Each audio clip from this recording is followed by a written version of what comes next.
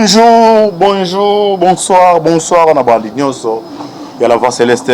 Mbote na bino mbote. Bozali et belé.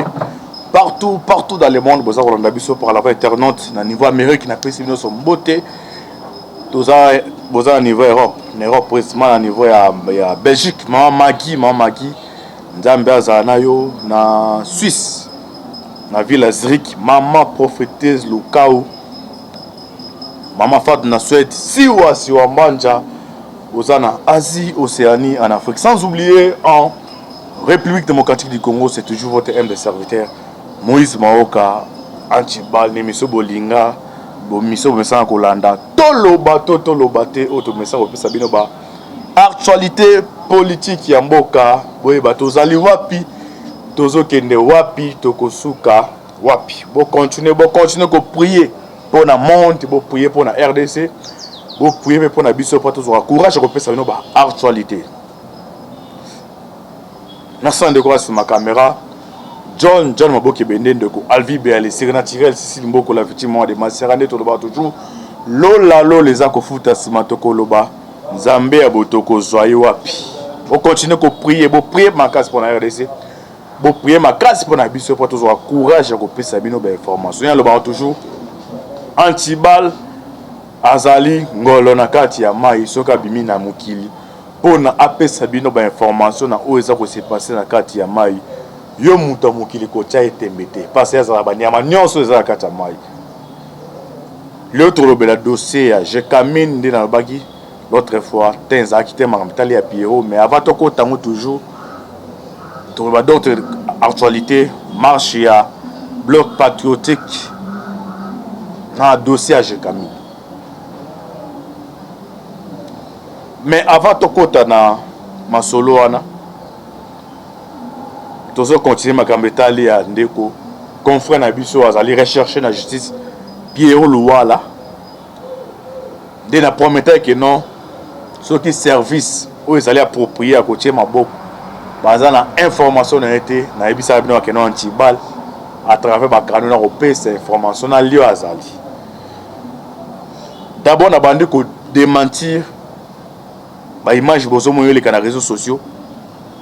Ok, non, à niveau à Paris, à niveau des États-Unis, ils ont le quota, ils ont des images qui vont remonter. Moi, on a mindé quoi ça, précisément la carte à vie pour faire quelque chose. Et on a ça Koloba, on a habité ça Koloba. Les images là, le système il y a corbeau, non? Baba tromper vigilance, il y a service. Et ça, les images vont monter. De quoi on a bel et bien à on a Kishasa. Azala Kishasa. Antibal a joué. Ba moyen na nganyos ezali. Pour de quoi on a battu beaucoup. Ndé on a l'autre fois que non. Moussala qui journalisme oyo. Et là tout faut limiter zalak. Mokilo nzamba keli eza na ba loi même na Biblia pona okota lola nzamba alobi nyonso wana il faut se comporter boué ceux qui ont des rapports okota lola tezande mona kati ya mokilo to salia liberté d'expression zali surtout pona musala ko sala o ya ki journalisme eza pas tozara liberté tozara la liberté ko loba o to lingi. Mais quand la liberté, ils ont des limites.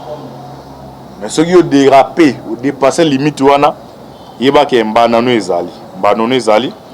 Par là, avant de côté, on a des détails. Nous avons balancé les binos. Décision au INPC à Zupo Nandeko. Pierrot. Moutatangi des Zéza. Les doyens. Kaboul au moins à Kaboul.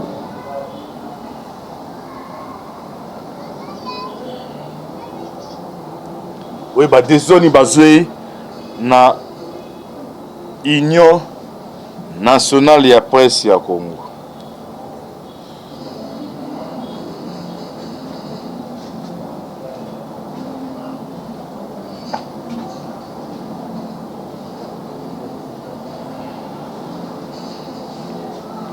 De Bolanda.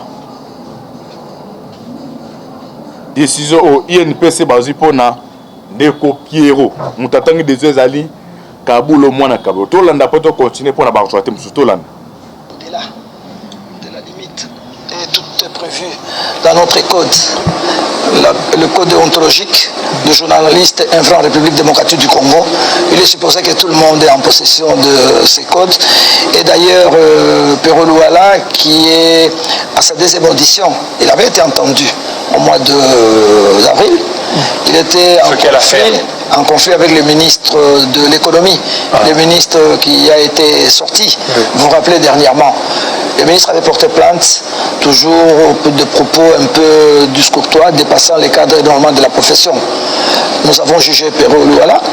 Il s'était fait accompagner des deux avocats. Nous l'avons jugé en première instance. Après, il y a eu le recours de la partie accusatrice. Nous l'avons encore jugé au deuxième degré. Et nous l'avons sanctionné de 3 mois de suspension ferme par rapport à la profession, mais son avocat a introduit un recours. Nous avons réexaminé l'affaire et il en est sorti avec un blâme et un engagement ferme. Il a pris un engagement ferme et il a reçu de notre part les codes déontologiques. Il nous a dit qu'il fera de ses brochures les livres de chevet et qui gardera ça tous les jours. Et parce que nous, notre mission, c'est aussi une mission pédagogique. Aider les journalistes à les rapprocher le plus possible des textes. Nous avons constaté que la plupart des journalistes congolais ne lisent pas les textes qui les concernent. Les statuts particuliers, par exemple, qui nous régissent, c'est ces statuts-là qui nous guident. Les statuts particuliers de la commission de discipline et d'éthique professionnelle. Tout est là-dedans. Donc nous nous statuons en fonction de ce document. Nous ne sortons jamais des cadres. Donc au deuxième degré, Pero est sorti avec un blâme et en plus avec les codes déontologiques. Il a pris des engagements, il a écrit à la commission. Il a pris des engagements pour... Là, c'est par rapport à l'affaire avec le ministre. La première affaire, c'est pour, je signale à l'opinion, que c'est pour la deuxième fois qu'il a été rappelé devant les tribunaux des pairs. Et là, nous jouons notre rôle dans cette affaire qui a scandalisé tout le pays. N'est-ce pas, tout le monde a suivi. Il a outrepassé les cadres, alors nous avons des procédures. Soit nous Est-ce qu'il a été attendu pour cette affaire? Il a été convoqué. Il a été convoqué. Vous savez, nous sommes... Il y a l'article 54 de notre statut. Est-ce que d'abord les conditions, parce qu'aujourd'hui, il est d'abord recherché par la justice. Oui, ça c'est au pénal, le parquet, voilà, etc. Au pénal, ouais. Mais comment vous le convoquez dès lors qu'il est d'abord recherché au niveau du pénal? Non, je crois que la justice l'a recherché après nous. Oui. Parce que nous avons réagi aussitôt en nous référant à l'article 54 de notre statut particulier qui dit ceci, c'est en vertu de l'article 38 des statuts de l'Union, le tribunal des pairs peut se saisir d'office des cas de flagrance avérée. Nous avons estimé que son cas était une flagrance et automatiquement on n'a pas besoin d'une plainte et nous nous saisissons du dossier. Il y a une plainte qui a été déposée. Par qui? Par M. Kabunda, je crois. Oui. Il a déposé, ils étaient à 2, mais la plainte est même arrivée après. Parce que nous avons cette autorité-là. En ce qui concerne le comportement du journaliste, tout journaliste qui sort du cadre, si la commission estime qu'on peut se saisir de ces dossiers, on n'a pas besoin de plainte.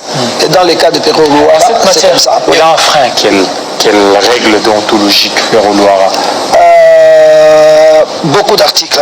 Allez-y. Nous avons... Parce que comme vous avez dit, c'est pédagogique. Oui, c'est pédagogique. Ceux qui sont en train de nous suivre aussi comprennent. Absolument. Donc, nous avons publié même un article à l'intention de tous les médias, ce matin que nous avions reçu, que la commission d'éthique et de discipline et d'éthique professionnelle, nous avons informé le public, et particulièrement les journalistes, que conformément au statut particulier de notre commission, dans son article 34, qui stipule que le tribunal de paix connaît des fautes professionnelles de presse, des violations du code de déontologie et d'éthique, des documents que je détiens du journaliste, et de tout autre manquement, même extra-professionnel.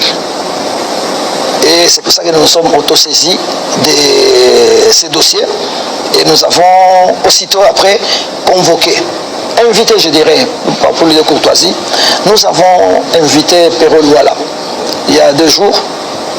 Et il a reçu, dès qu'il a reçu l'invitation du tribunal de paix, quelques minutes après, il a réagi. De qui? De la part de moi, le président. Vous l'avez fait? Je lui ai envoyé par WhatsApp. Par WhatsApp. Ah oui, parce qu'on n'avait pas son adresse précise.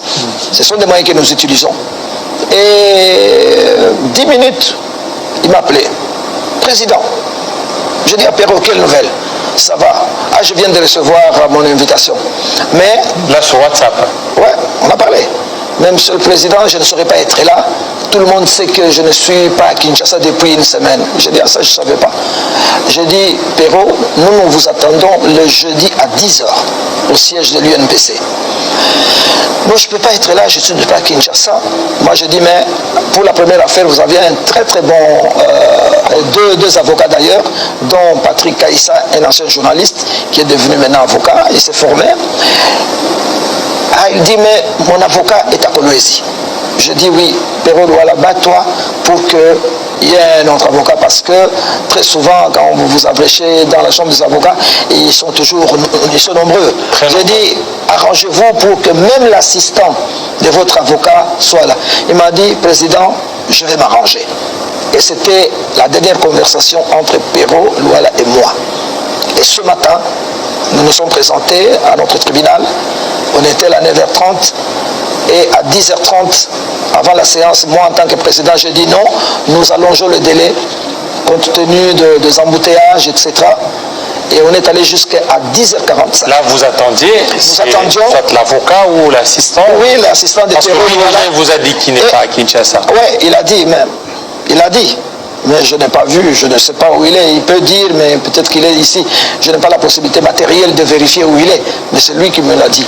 Et nous attendions éventuellement aussi le plaignant, celui qui avait déposé la plainte. Parce que quand vous déposez la plainte, s'il s'agit de juger le journaliste, il verse les frais de $20 comme frais d'instance. Mais pour les non-journalistes, il verse $350 de frais d'instance. C'est marqué dans nos dossiers. Donc j'ai reculé les débuts d'audience jusqu'à 10h30, 10h35. J'ai demandé au juge Eyenga de sortir, de vérifier dans tous les locaux de l'UNPC si Perrault Luala ou son avocat était là, ou si le monsieur qui avait déposé la plainte était là. Le juge Eyenga est allé vérifier partout, il n'y avait pas de traces. Et le tribunal a ouvert l'audition et nous avons statué à son absence. Et le monsieur qui a déposé la plainte, lui aussi n'était pas là, mais en vertu de l'article 54, nous avons le pouvoir et l'autorité de statuer, et nous avons statué avec les juges présents. Est-ce qu'il y a... Ok. Bandeko Bolandi wana Kabulo mwana Kabulo. Décision bazui pona confrère na biso Pierrot. O ba suspendre. C'est un Kabulo abike na benga ki na téléphone na WhatsApp atine une invitation ye pa bengie. Ye moko mutatune ta bisa Kabulo ke na zangi Kinshasa te. Benga na loba a bandeko bozo landawa. Mwana ma yazana ni kin, azana Kinshasa. Na ba moyen na lukana aider en heure. Na aider en heure. Bache maboko. Pour na été bandeko batikali. Que non liberté d'expression, eza ko finga faille lutter ko finga muzito te ko finga bemba te ko finga tisekete mais pesa ba opinion na. Donc ce que c'est pe na ba auto bemba posé loba yango no bemba osali boy tiseke di faille mais o akoya ko konta na ba vie privée. Hein, vie privée ya bato. Même nzambe o akeli biso. Ce n'existe abi alléluia amen. Yo bande olandela amen ela kisinini. Nzambe avaki la mukili autaki wapi. Donc so bandi komitu na bongo nzambe do ça na problème na nzambe. Eza vie privée de mokili salemi yenda zali nzambe. Ils ont des vies ya mutu ezalaka. Mutu nyonso za vie na oyo bolandela ya magamba salaka vie privée pesa vie privée. Mais yo okoma niveau hein ya kolobana mutu aza institution président de la République. Hein donc c'est nenga en droite na liboso ezali na limeta ko bana tena atemna kilote ala li para moment na komi président donc yimi arosa marambo so eta donc SPCT fondé batas arolo na lesa la boy service moteur na ko sala boy bete ndongo za président de la République hein eza institution yemo ko moto moko za institution président de la République mais yo se permettre ozala devant caméraman olo biloko alobaki wana ebité ye wana siko komiko Kishase komeli ngai Kishase komeli bololo ngwa o bato batindaka abenga kaka ote edesi natangwa lilita mona moto akufaka bato baza kolela toke na mort bazolela ndenge Kishase ezali bato batindaka baza bongo mais komaka pe no bazwi serke bakota libulu même njinji o abande kolela nayo ba kicho na kati abimaka libo na lingala na ba lingala ni banga batumola zelo bazipika même njinji wana nda olela na amone ya atika yo moko eza neo Congo ezali donc ozali devant caméra il faut ebana azali koloba nini na koloba pona mabeya te ta lelo oyo bato batindaka na mito na minute bamona na kate été ya bandeko batikali alors tokoti sans plus tarder tokoti na actualité bloc patriotique basa qui marche na bango pona ko contester loi électorale o baba jujango ezali malamu te bazo senga négociation extra parlementaire nera ba que non ba politicien na biso ba comme rapport na ba intérêt na bango ba utiliser ba sémantique ba expression o que non maman o akosa qui que non na obunda po na comprendre entendre ezalaka mwana député comme mbongo les emoluments donc maman ateka ba les emoluments comprendre que mbongo na mais ça dit que non quand même mbongo na maman na otimbela ndenge ba politicien bazaka donc ba senga dialogue OK biso tout à moins que ngana bosa na histoire banda Congo ezala d'abord Congo belge ozaï tie comme ils ont Congo dialogue to ba politicien ba kutanaka suka nango bakabolaka pouvoir pour na peuple été bakabola pouvoir pour na ye ezala ba politicien muso tozala bango awa so landele penda boué azana batuté eza ba parti moko restreinte eza composé dans mwasi bana na yemoko mais au capéboué à s'enrichir mais alobara nous nesilisanga bonga nous wana azara yemoko donc so talipe azara ba emesana de répondre comme nango normal bangonde bayaka na ngwa oyo yo jeune bo bimiso na balabala okolela nde na yebisaka bino ke non eloko tout basala pour intérêt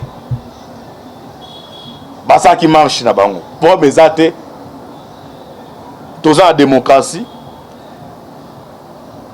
constitution la BCPS pouvoir la mutu nyonso a manifester mais problème na ngeza ya batu nino baza ko manifester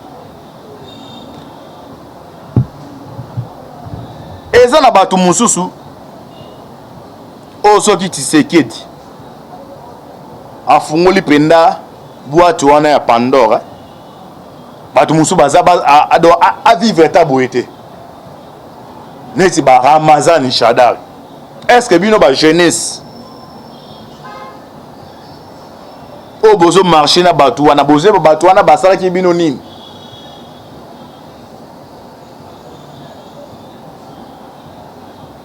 mona eza ba bilo mususu ozwa balle réel oyo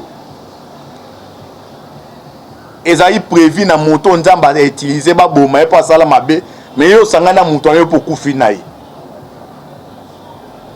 dabi ese moto azo comprendre nga zali awa e miusa lingala ba jeune bolanda ba politicien wana Ramazan Shadar zaki ministre intérieur ya mboka oyo so ozi massacre ka mona sapu nana bande ko pesa ordre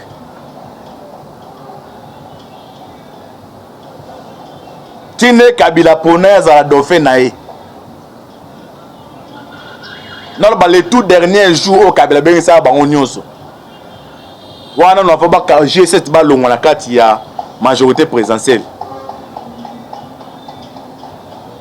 atuni bango banani baza pona ngana zwa 3e mandat tika na pouvoir na banani baza na posa ngana kindi mutaba atombola liboko mutaliboso vieux azali ministre ya agriculture ya culture ya culture azali ministre atanga Mobutu Mbanja Mukalai ya tombole Musapi boye le tout dernière réunion où avant G7 a quitté Kabila Mbanja Mukalai bisi Kabila eza pa ba biloko oyo etinaka no ba empoisonné ayebisi bango na bino tout génération tout boza ayebisi na ba Shadak bozwi temps ya vivre ndenge bakimaka pouvoir te na ndenge mabe mais biso bao tozawa kiungu awa kiungu baba kiungu azabi baba kiungu aza yayebi ngayo pe nazala ministre Mobutu alobi ndenge botole batala biso na ba télévision ko boulete bato batala biso zaka bato bazafana na bagombe na ba man campagne dona péché na moto ya pusu atala biso ayebi biso abineti ngai oyo na 97 Mobutu muzaye na kimisi bana na ngai Kabila fandi boy mama nazolo ba o bandeko ba Shadak so bazo ba se souvenir ma réunion oyo là ba le tout dernier réunion avant G7 a quitté Kabila abina tinda bana nga na poto avant na ebeda ke mabewe ngai moko na kangisi bilamba na mbongo na valise beach ngobila na boke na ba bateau pendenge muzaka nde ba bloquer ba frontière ba no de ba identifier tous les bateaux ya Mobutu na zu pirogue boato ebi ke na Brazzaville za banchila musu ba roka chape na boato ya mwamba ba bange belebele abi na zu moto wana ya moto mutalukaka ya moto alukaka na boato non kati sanga na Brazza na kona wesi kokota ba valise na biloko na azo ebisa bango abi to bandi ko kende na ye na muté bana sepele ke non aza na se sauver biloko etikali so etika la base mais mbongo o na yiba na tanga Mobutu na ngai moko banda ya na mwasi ba bimaki na za sauver ali mutu ala komi ko luka la ba na lingala ezani kai a luka kai abi to komi na kati ebale bakimbuta bafandi wana bakimbuta reneo bato bazanga bayebi abina mona mama mutu wana ya boato ya bininga na ebio na ninga na sika na fandaki abi oza ministre Mobutu na ndola na télévision na ebi kende valise eza na mbongo ebele toka bola mbongo na katikati toza na katikati ebale nga na ebi nange ata na balusi boato nga na ronange na obika me yo eba ronange te toka bola mbongo so boyi na balusa boato Mbanja Mukalai abi na ndimaka teke non ne tozaka ba ministre wana moto akai moto apesha ala ebi biso akoyeba pe ngai na bandi kolenga toka bola mbongo wana ngai naye banda wana somme exil pesa biso mais bino bozo comprendre ngo tenga na souhaiter kozwa 3e mandat te mais ba Shadari na ba Kimbuta na non na ba Boshab nyonso to yi to sali bo so le to chiki pouvoir oya koya na so na biso ezandenge ni par là nazo na interpeller ba jeune bo Shadari azo benga bino ba balabala bolanda ki mabunda balongola ki directeur ya cabinet ya Jani Mabunda zaki mwana nae ya Shadari kaka ye moka za directeur ya cabinet na ba entre na ba société ya l'état ti na directeur ya cabinet ya président ya assemblée nationale Mabunda koma ki luka pose abenga ki o jeune te azui mwana na ya tie wana yo jeune oza na kati ya PPRD durant 18 ans lilo Kabila zalite akozonga pe soute mutako sa yote ngai dazali ndeko na zo ebiso alingala akozonga pe soute na 18 ans wana bango basarishi na bana na bango nini oyo ya pesu ya pa kaka ba $20 ya journée $20 na pe bozwa ngo keka na bakomeli masangi sili lobi ebiso olukango na 18 ans bango ba planifier vie ya bana na bango donc nde baza wana ata lelo aza te mwana okontinue kotanga aoza na condition abe yo oza na condition nini abenga yo na balabala bomarche oyo na ye nakosenga na bajeune moto amayele azwaka mayele mbala moko moto mpe avertissement nde na lopoto baloba un homme averti en vaut deux il faut botimbelaka même ka mpe côté ya idps eza na bajeune mosusu oyo babunda mpona lite idps mais lelo oyo soki otali bango baose retrouve te un opesa conseil opesa na tous les jeunesse ezaka te ya bato apene même mana oyo ya idps soki na 10e mairie eza na baoyo mosusu adonaka pena bato baza na première ligne oyo ezala ya première ligne oyo kese balenge ezwa oyo moto asima ye nde moto ya liboso ekozwa ye mais so otali lelo tisiko baotengale wana na bacoin ete ya bino bajeune bashadaki baza bato normalement ere oyo baza na prison me bazozwa bazomanipule bino loi wana elobi nini mokolo loi eyo oyo ayopesi loi puchingi pululu bino bandeko bazomanipule bino peut-être boyebi te na loi wana elobi nini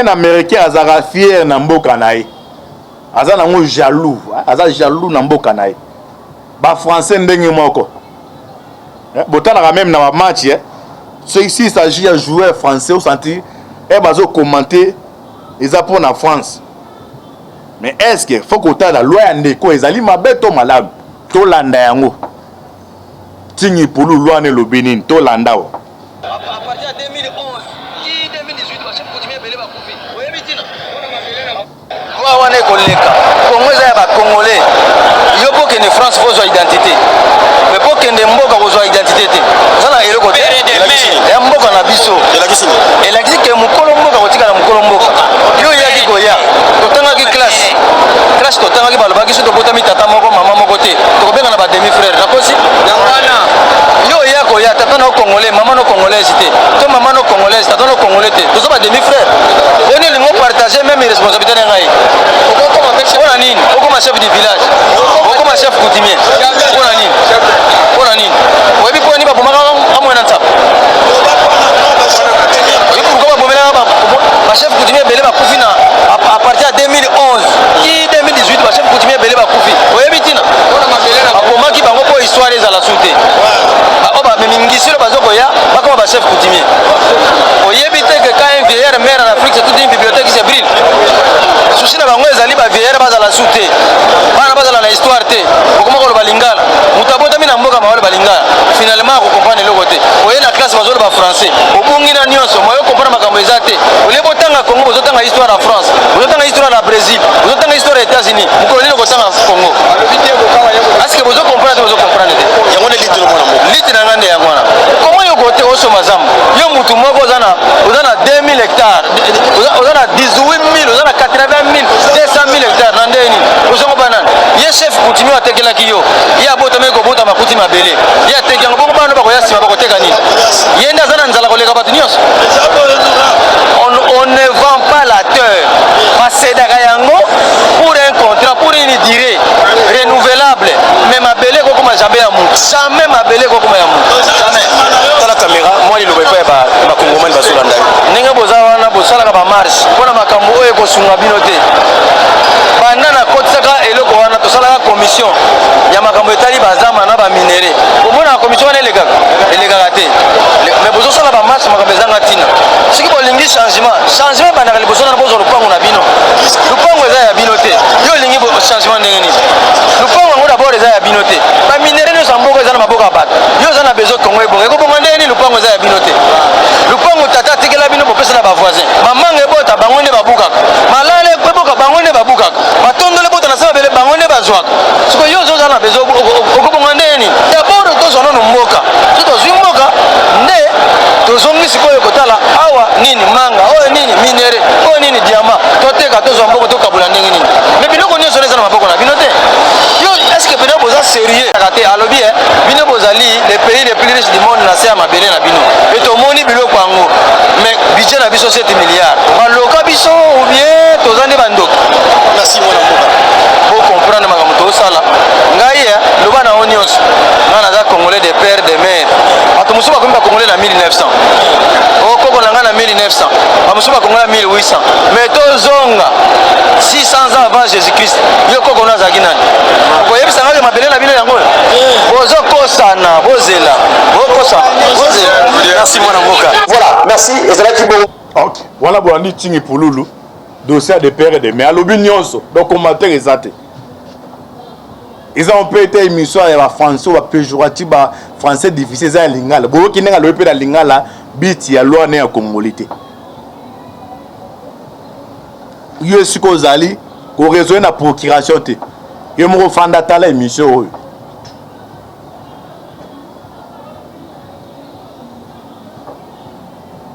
Vous voyez, banana a raison, nana a tort. Soyez conscient ce jour que non, na balabala pour le locaux. Et où tu as la mécanisme. Mais soyez conscience, raisonnement, et où tu as la procuration à travers $20, $50. Et bien que yo mo ndozando qui a vu na yo. Émission yaki uniquement pour nako décortiquer actualité de l'air. Japon Bolabino. C'était toujours votre humble serviteur Moïse Maoka na ozonga pona fungoma masolo mususu. Merci de regarder ma caméra. Vous abonnez massivement pour la actualité en temps réel. Jean Pambolabino, affaire à suivre. Ciao.